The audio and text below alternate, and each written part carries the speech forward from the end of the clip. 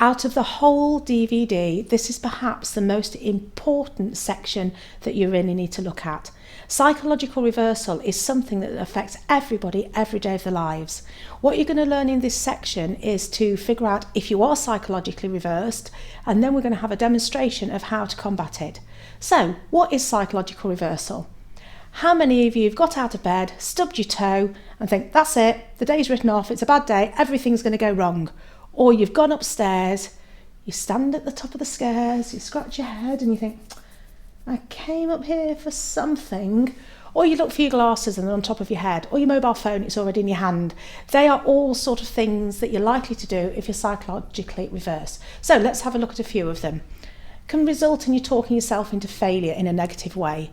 It can result in you feeling out of sorts, or you just got out of bed on the wrong side. Forgetting lefts or rights, getting muddled up, which way's which. It can affect your confidence levels. It can also prevent some of the other exercises being so effective. So that's why it's so important that you watch this part of the DVD. It can enable you to become self-defeating and very negative in your attitude. It can also mean that your actions and your feelings run contrary to what you want to do and how you want to feel. You'll often find that if you're dyslexic or dyspraxic, then you're going to be in psychological reversal.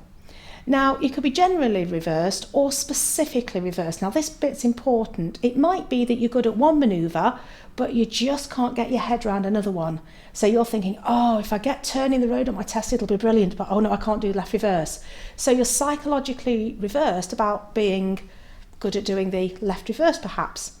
It can affect physical issues, confidence issues, and test issues. So that's what it is. Now we're going to look at, with one of my pupils, how to demonstrate it and how to stop it. What you're going to see now is a demonstration just to show how somebody can be in what we call psychological reversal, whether it be general reversal or specific reversal. Now, this demonstration isn't something that you've got to do at home. You haven't got to go and grab your nearest friend or relative and say, here, do this technique with me. It's just to give you an idea of how your mind can affect your physical actions. So I've got Becky with me here that we're going to practice this technique with. So Becky, what I want you to do is to put your arm out to one side, and this is just a calibration to match Becky's strength against my hand. So what I want to do is push your arm up as hard as you can against me. Okay, so I'm pushing down pretty hard there. Yeah. Okay, good. Now put your other hand on top of your head here. Okay, and push up as hard as you can. Okay, yeah, that's pretty strong. Now flick your hand over the other way. Now push up as hard as you can. Oh, there we go. We've now broken Becky's arm. Okay, you can put your hands down. So basically what happens is when one hand is like this and the other's like that, that's how you want to be. Your palms are positive, knuckles and nails are negative, and that's what you want to be. So we're now going to just put that to the test. So Becky, stick your arm out. So what I'd like to say is, my name is Becky, and while you're saying that, push up as hard as you can. My name is Becky. Okay, now I'm pushing pretty hard and I can't shift that arm.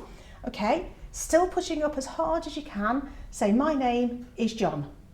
My name is John. Okay, there we go. So you can see how it works. When you say something that you believe, your arm is going to stay strong. When you say something you don't believe, it's going to go weak. Now that's fine because Becky knows her name's Becky, not John. But what she might not know is her own confidence levels for things such as taking her practical test. Now Becky, fortunately, has just passed her theory test.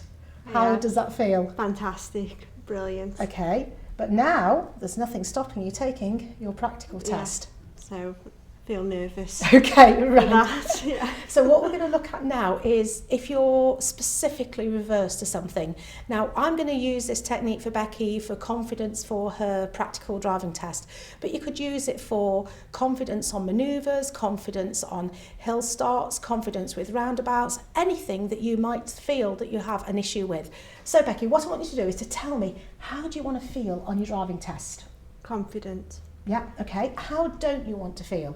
I don't want to feel nervous. Okay, so what we're going to do now is arm test for Becky saying, I want to feel confident and I want to feel nervous. Now what we want is for Becky's arm to be strong on confident and weak on nervous. So let's see what happens then.